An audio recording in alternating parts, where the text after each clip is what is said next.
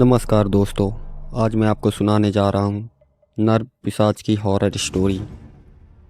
शिमला के जंगल में स्थित एक छोटा सा गांव था जिसका नाम तिमिरपुर था। यह अपनी भूतिया कहानी और रहस्यमय घटनाओं के लिए मशहूर था। गांव वालों को कहना था कि रात के समय जंगल में एक नर पिशाच घूमता है जो लोगों को अपनी ओर खींचता है और उनका शिकार करता है। राघव, एक युवा पत्रकार, इन कहानियों की सच्चाई जानने के लिए तिमिरपुर पहुंचा। गांव के बुजुर्गों ने उसे जंगल में जाने में की अनुमति नहीं दी, लेकिन राघव ने इसे मात्र अंधविश्वास समझा। उसने एक रात अकेले जंगल में जाने का फैसला किया। रात के अंधकार में वह जंगल में दाखिल हुआ। पेड़ों की सरसराहट और रात के पक्षियों की आवाज़ माहौल को और डरावना बना रही थी। चलते चलते उसे एक खंडहर दिखाई दिया। खंडहर में घुसते ही उसे महसूस हुआ कि तापमान अचानक गिर गया है। उसे ऐसा लगने लगा जैसे कोई उसकी ओर देख रहा है। तभी एक गहरी डरावनी हंसी ने उसे डरा दिया और उसके चेहरे पर खामोशी छा गई। राघव ने पीछे मुड़कर देखा और उसकी आंखों के सामने एक लंबा भयानक आकृति वाला मानव खड़ा है। उसकी आंखें लाल और अंगारे जैसी जल रही थी और उसके चेहरे पर एक खौफनाक मुस्कान थी। वह नर पिशाच था।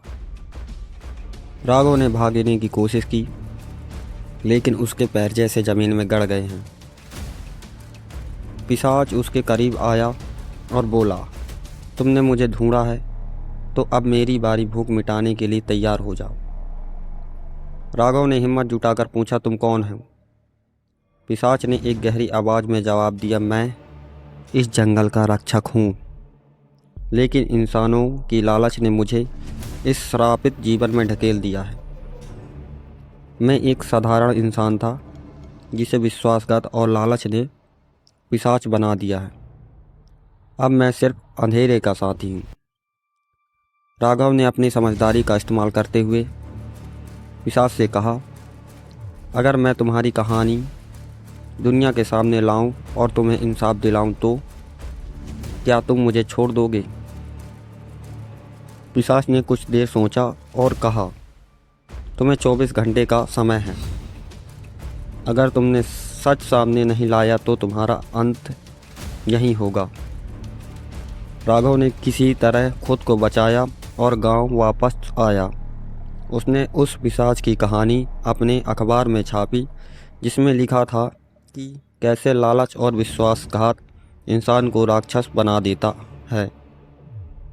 कहानी ने लोगों को सोचने पर मजबूर किया।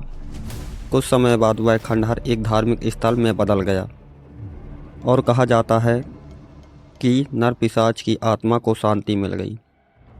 लेकिन आज भी तिमिरपुर के जंगलों में अंधेरे में पत्तों की सरसराहट और एक हल्की हंसी सुनाई देती है, मानो वह पिशाच अपनी कहानी सुनाने वापस आया हो।